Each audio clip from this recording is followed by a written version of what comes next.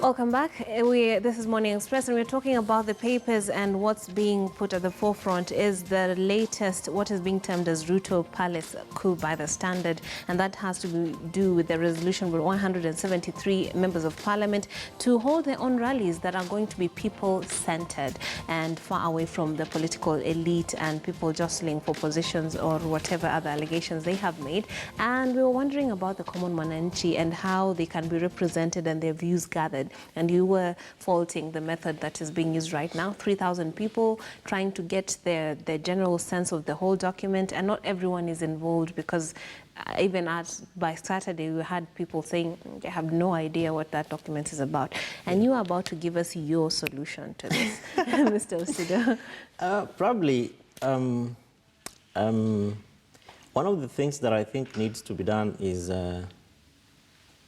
allow people to access the document, not online. I know I heard Mheshimiwa Raila Odinga in one of our channels talking about that they will not, and it will not be practically possible. It is possible. When during the clamor of the Constitution, both referenda that we had in this country, we had people accessing the constitutional documents. We have Kenya Gazette, Kenya Printers is along, just close to the office of the president.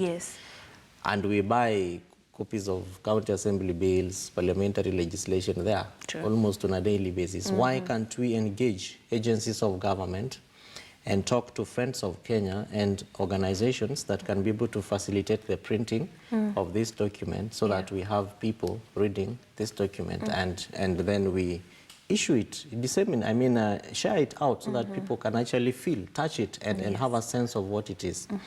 It is really paradoxical for me many times to hear elected leaders saying this document is nothing. It is nothing. The English is bad. It is broken.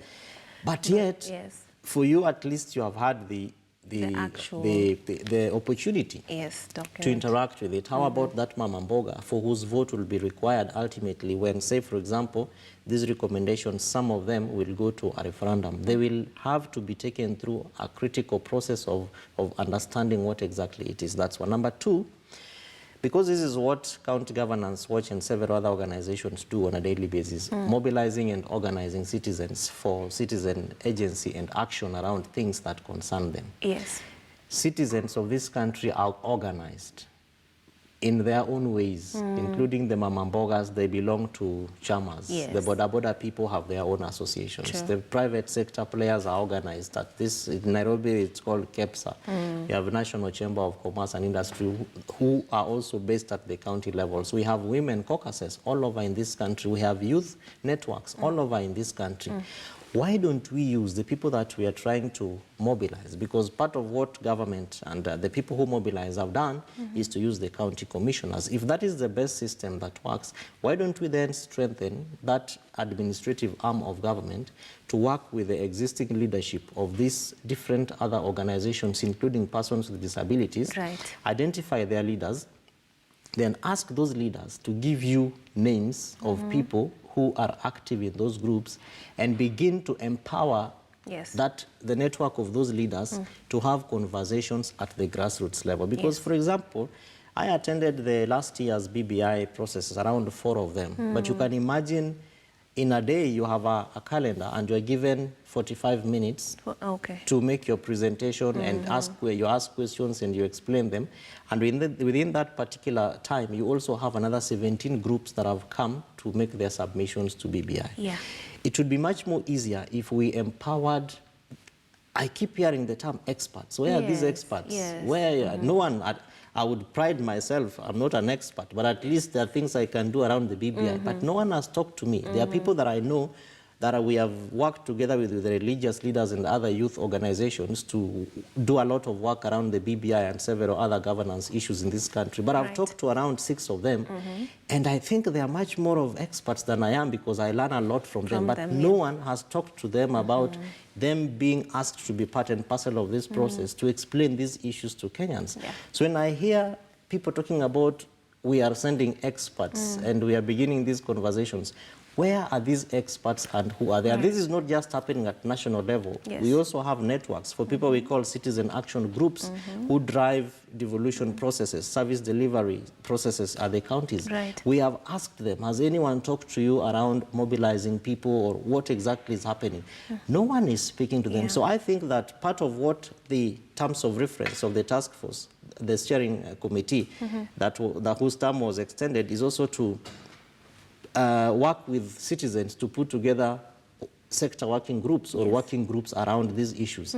I am proposing that as they met yesterday and elected their leadership, they'll also consider it respectable and honorable to Kenyans to involve them in this process and use local grassroots organizations, well, not all these politics that we are seeing happening. When you say that, I'm sure there are people in leadership who can come up with that particular thinking. So does that then bring question to the real agenda behind the BBI? Because if this was the case, let's take, for example, the TJRC commissions. They were going all over the country and they were meeting in small, you know, town halls. Meetings, yes, and they were having more efficiency than what is happening right now. So does that call to question the real agenda behind this? Because I'm not sure this is rocket science. Definitely. Yeah.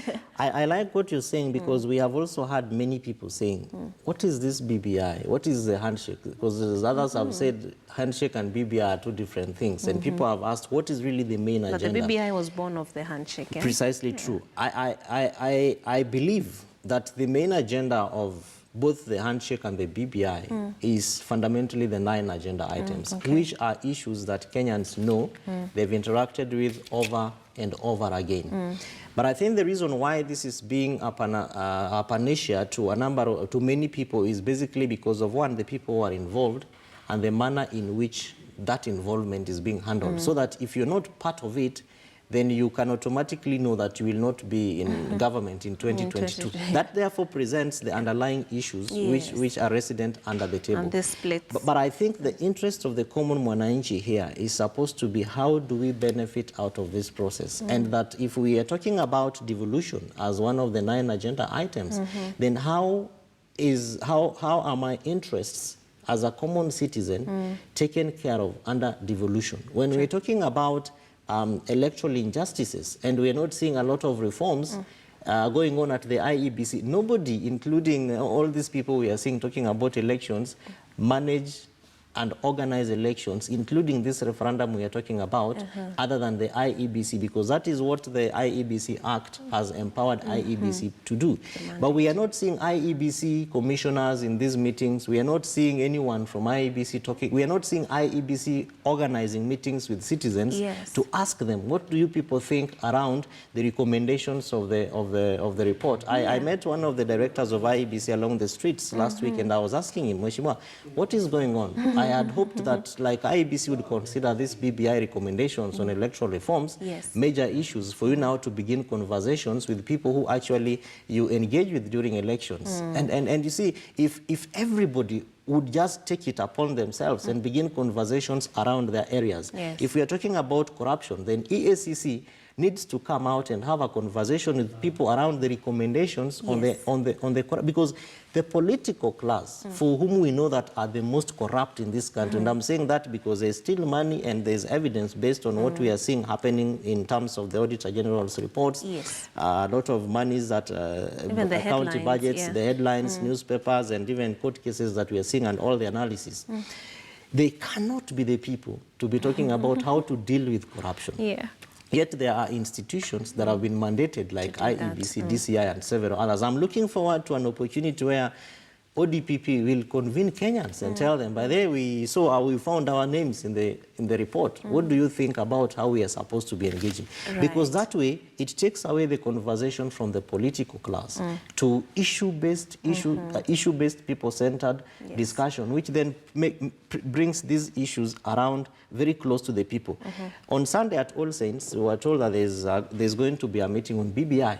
And I was excited. I went to our assistant provost, and I was telling Reverend Evans, this is very good because the church must take action around these issues. But if you look at the manner in which, if you were to compare all these conversations that are going on, where do they move to? The end goal has to be an open plate for Kenyans. Yes. So that is basically to respond to the question you asked around, is this a hidden secret? Yes. Everybody must be leading towards a common agenda, whether it's Raila Odinga, Mheshimiwa, whether it's the deputy president, whether it's Uhuru Kenyatta, whether it's that Mama Mboga, whether it's my younger brother in the village or my...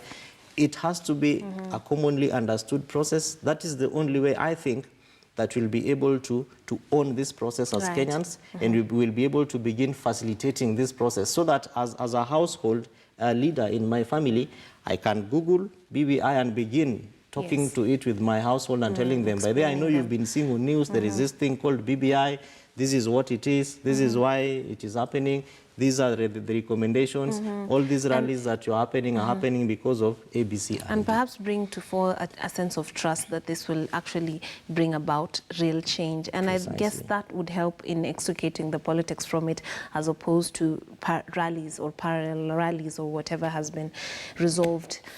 Precisely. In the recent twist to the BBI politics. Now, to a sad story that is still developing, the death of Kobe Bryant. I mean, this is making headlines. It's on the top page of both the business, all papers, the Business Daily, the Standard, the Daily Nation. The Daily Nation says Bryant's death sends shockwaves beyond NBA. World honors basketball legend and culture icon killed in plane crash. And I saw Eliud Kipchoge actually, and many other people online giving their tribute and just talking about the Mamba mentality that they all loved and were inspired by. And then we have on the Standard, we're told Kobe, daughter and basketball passion that lived on to their death. They're actually going to a game that the kid was actually going to be participating in, and the coach, I think, was also in that plane with a teammate who also died.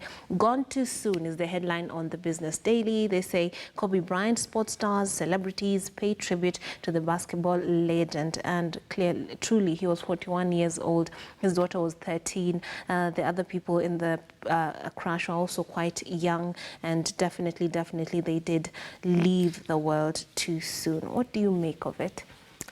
Very unfortunate, sad. Condolences to the family, friends, and relatives, and of course the lovers of basketball.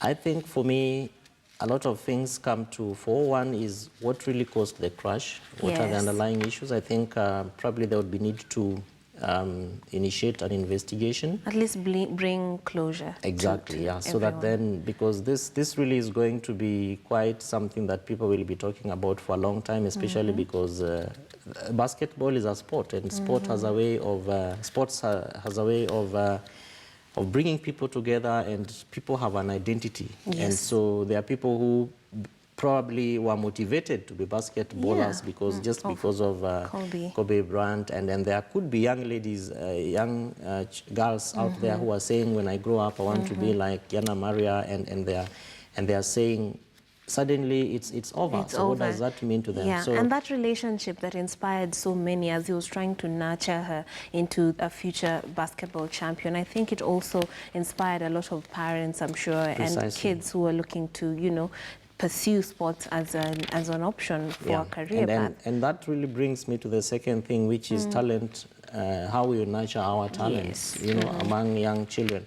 In Kenya, unfortunately, we are among the best sportsmen and women in all over the world, but unfortunately, our mentorship networks and policy, if I could call it, both at national and county levels, in terms of sports management, is really wanting. Or if it's there at all. Or exactly, is one that really needs a serious thinking process. Look at our sports. Gor Mahia is going down. AFC Leopards, I am told they now have a bus, which is probably the only motivation. Which could be the only motivation that they have. And if you went all over, we have had our very promising national sports team going to countries where we are told they are sleeping inside buses, and the people, well-wishers, or under benches at airports. It is an unfortunate scenario, and yet now we have this kind of a very sad occurrence that has taken place, and everybody, including people who are never passionate about basketball like myself, because I don't know whether dipping whether it's called a ball or whatever it is, dipping it inside that car is what you call winning. We are and on the same steps. boat, but still you feel that actually this is sad, because it could happen to anyone. It could happen to any footballer, it could happen to any marathoner, it could happen to anyone. And so the third thing then is that how do we, as you rightfully said, bring closure to basketball lovers, to Kobe's family, and just the sports managers. Because people are also looking forward to how they are going to manage this. And beyond that, as a country, I think then it gives us an opportunity to relook through our sports policies, whether, if at all, we have one. And if there is none, then we need to begin conversations around what if similar things happen to our own people. We have had very promising, talented young people like Conjestina, you know, who have to make rallying calls on social media for Kenyans to come through for her. It is an unfortunate scenario. Look at the late Joe Kadenge, who was ailing. I used to meet him at a garage in South B, and he'd be there and he'd be saying, "Oh, mzungu mdogo, sasa sunisadia hata na ka 50 nikunywe kwa chai." It is an unfortunate, because when I was growing up, the only name that I used to hear was Joe Kadenge in soccer, and then suddenly I meet this gentleman who has like a small car written Joe Kadenge, and he's asking me for 50 bob, and I'm like, where is sports management in this country? Then suddenly he is under 6 feet under, gone like that, and you have all these politicians coming to donate millions. For what now? It is an unfortunate scenario. So I think that as we continue to send condolences to this legend of basketball, we need to also come back home and think through what if this would have been one of our top marathoners in this country. We have people who have gone, who are actually suffering from drug and substance abuse in this country. But look at, and they are sportsmen and sportswomen.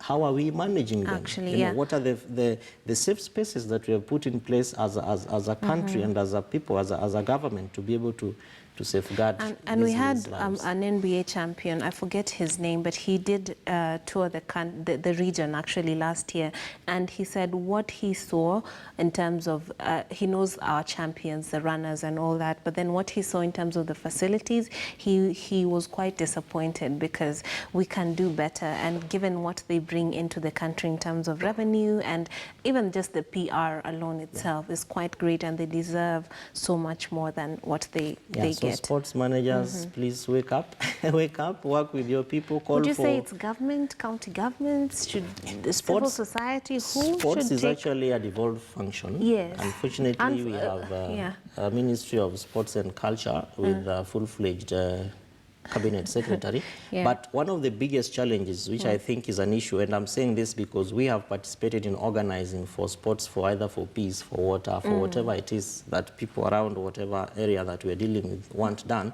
especially young people. But even the confusion that exists between directors of sport at national level and county levels, you know, it can't be around money every time. It must be about the future of the young people in this country, and it has to be the legacy that you as a director of sports or of culture, of whatever you are, want to leave. So I think that one of the things that the CS needs to do is to have a stakeholders forum, whether a conference for sports, which has never happened in this country, but we've had confederations coming to Kasarani. We have had, was it Safari Rally? Is it coming or it's past? I think it's coming up. Kenya will be hosting, which were actually launched by His Excellency the President. I think those should be low-lying fruits that should give us an opportunity to have very candid, honest conversations around sports management and the future of the people who have raised this country to very higher levels of admiration through their sports involvement and talent. Yeah, and I guess given that the daughter had access, of course they are more privileged, so they would have access to, you know, training and what have you. But still, in the school systems, I think we should revive the importance of tournaments and just maybe perhaps fund them better and keep a keen eye out on local talent. And stop grabbing land meant for sports facilities at schools. And they just assume it has nothing, it has no use, and therefore. Yeah, but I think it's really what you're raising is very fundamental, because even county governments need to begin putting resources for counties, you know, sports at county. We have interacted with counties where sports, for example, has a budget of say 100 million, but that money is managed by the office of the governor, and you know what they use it for? Saturday gallivanting, where you want to get a vehicle to go to this fundraising or that fundraising. So you charge the sports budget. It is an unfair thing, because otherwise you have young people whose interest is whatever sport, maybe soccer, and they don't have the balls, they don't have jerseys, they don't have the shoes, you know, equipment, you know, even training facilities, you know. It can't be people who belong to a football club contributing money to be able to buy themselves, like Kevin Osido has contributed to some teams, but it can't be. It can't be well-wishers. It has to be government interest, and that interest has to be evident in the manner in which you involve these people, including the amount of money that you allocate to be able to build their capacity. During electoral campaigns, we see them running around, even organizing tournaments. But it can't be until elections come that you begin to have conversations around which team is playing, and then you are there running with some balls to go and contribute, for which when they don't vote for you, you actually threaten to take back the jerseys. And I would love to see to live in a country where even collaborations with countries that have made it in terms of sports management, and just see what we can borrow or how we can work together with in terms of talent, equipment, even if it's their old stuff. I honestly think we really need. You know, yesterday in one of your news, sports news, I was watching one of the iconic Nigerian players who is in town today, and he was talking about our under-17 actually in the next 5 years taking this country to the World Cup. And I was saying, why should it be a foreigner saying that? It should have been an insider, and it didn't have to take a foreigner to come to Kenya. But it's because a prophet sometimes is never accepted in his hometown. So we need those foreigners to actually come and tell us the beauty that exists in this country, which many times we don't see until when you go out of Kenya, then you say, yeah, I want to go back home.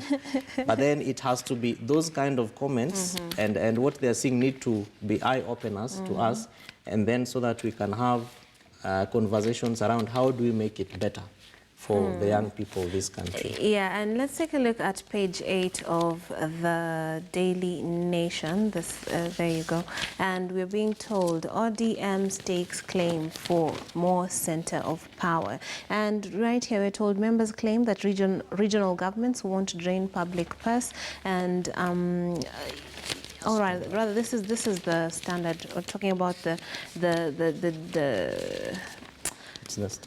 yeah, Babu Owino, yes, that's the story I'm looking for. Babu Owino ordered to pay 10 million shillings for DJ's hospital bill. And this is according to his lawyer, Clifton Better. He said, Your Honor, the first installment of 2.5 million is ready with us in court. Embakasi East Member of Parliament barred from taking alcohol, drugs, or commenting on said case. And we had also, I saw quite a quote from the DJ who was on the receiving end of that bullet, who said he's afraid for his life or his future, and therefore I think it was paralyzing him from even, being proactive in maybe accusing or whatever they wanted him to do, because they were asking him whether charges should be pressed. What do you make of this? And had there not been video evidence of that incident, do you think we'd be even here this far along with this case? See, Trix, this is a very unfortunate occurrence and a very unfortunate ruling, judgment of this case as it already is, because every single day Kenyans are going through assault of whatever nature. We have policemen and women being slapped by pedestrians, we have Kenyans being mazed and manhandled by police officers, and whatever nature of whatever issue it is. We cannot have a scenario where justice is pegged on the amount of money that you have. Because as it is right now, no one is actually telling us about the fate and the state of of this young man who was shot. Nobody is telling us about the state of his health, whether he is fine, unwell, is paralyzed or unparalyzed, or he is doing okay. Whether it is 10 million or not, there has to be a difference between right to life, because what if that bullet just killed the young man? Yes, was a few centimeters in the wrong direction. And just to get a quote from this, we are told in his ruling, Milimani Chief Magistrate Francis Andai directed that Mr. Owino to pay for all medical bills of DJ Felix Odhiambo Orinde in the best medical facilities until he recovers and resumes mobility. Just pointing to that money issue that you had talked about, is it all about money when it comes to getting justice? And does that equate to him getting, because if he hadn't been shot, he wouldn't need the best facilities anyway. So, and then the magistrate ordered that bail to be paid in 4 installments of 2.5 million each. He directed that upon payment of the first installment, the accused will be released from prison custody. And what if, for example, you pay the bail and the gentleman cannot now be able to do his DJing job? Yeah, forever. He has people that depend on 10 him. million. So I think that even the judiciary needs to really be futuristic around some of these things, because the question still begs, what if the gentleman actually, God forbid, but passed away? Number 2 is, of course, you pay your bail because you're an MP who is able to mobilize people to vote for you. The monies that you cannot tell us when we ask you to fill these forms that we ask people to fill to show us their lifestyles and how they are acquiring their monies. Right. And because you have been able to raise 10M, which 2.5 for M for Babu in 4 installments is nothing. I know it is nothing. But the question still begs, what is the future of this young man? And what is justice then? Exactly. So what is this future? And then what is justice? Because otherwise people can begin to just misbehave around and say, anyway, I will buy it, because we have people knocking people's cars every day and they're like, utadu, go to the police, get an abstract, when the garage ujaze, I mean, umalize issue. But the question is, for how long will people be buying justice? I think we have to also be deliberate about and around how we met justice and how we also look at fairness, so that then we do not have conversations around whether we are buying it or not. But fundamentally to say is that Babu is an elected leader. You should be able to be a good example to young people, and I felt very extremely disappointed because he is a former student leader who has sat in my training class, because at least for 2 times he was in the training session that I was undertaking, and we never taught people how to mishandle their security items. Instead, we taught people how to, etiquette, the general etiquette of a leader. How do you greet people? How do you socially behave? Even when you are drunk, how do you still manage to contain yourself? And people actually can be able to tell the difference between Mheshimiwa, because there's a reason why you are called an honorable member. There's a reason why you are a Mheshimiwa. So what is the difference between you and that man who is going around abusing people when he is drunk and says, Mutadu, what will you do? So I think that even Babu, I know his lawyer has told us that he's very sorry about this thing and he's so remorseful. We want to see that remorse. When you go out there, post photos the way we have seen you posting on your social media pages of you and the DJ by his hospital bed, asking him for forgiveness and actually showing that you are so sorry about it. And let's see action beyond your bail term and how this judgment is going to be concluded and how this young man's life is going to continue beyond this. I don't want to talk about the entire statement that was made by the DJ's network, including the fact that this establishment was actually operating illegally.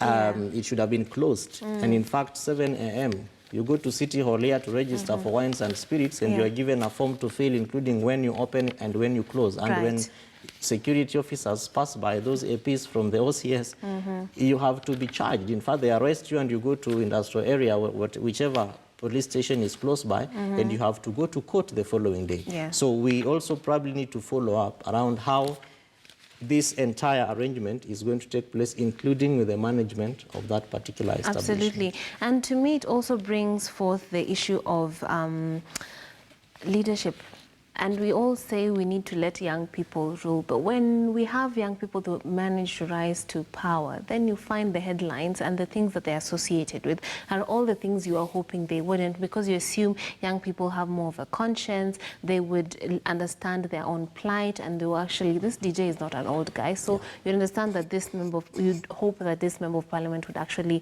want the best for a fellow youth. So what is it about young, and this I think would be a much bigger discussion for another day, but then who does youth equate good leadership? Yeah. One of the agonies that I think we have as a country is that Chapter 6 of the Constitution never saw the light of day, because we have within it Article 10, which talks about national values and principles, for which we have also failed to live by as a people. And so patriotism and just the love for your country is not something that we talk about every day. Yes. In church on Sunday during tea break, because in my church at All Saints we have tea after every service, and so just talking to people, and somebody said, by the way, you know, you go to Israel, because we have a team that is supposed to go to Israel. Yes. And somebody was saying, at age 4, you're already being taught about how to be an Israelite, including self-defense issues, life skills, ethics, what it really means to, you know, to be a leader. And now in our curriculum, because the president launched it around October last year at KICC, and within that curriculum that has been developed, of course, through stakeholder engagement by KICD, Kenya Institute for Curriculum Development. Within the curriculum, we have national values and principles, and that now in our schools we will be talking about national values. But must it take us a discussion within a curriculum to begin talking about national values? So I think that we want our leaders to really show us good examples. Of course, the fact that you are the one who is standing at the top because you are an elected member after a very rigorous process of elections, whether you are not a good leader or not, but by the fact that that is what leadership is, it means that you need to be different. Absolutely. You really have to be very different. Absolutely. Kevin Osido, Director of County Governance Watch, thank you very much for being a part of this discussion and analysis. We're going to take a short break. On the other side, we're going to be discussing food security in the country. Do not go too far. You're watching Morning Express.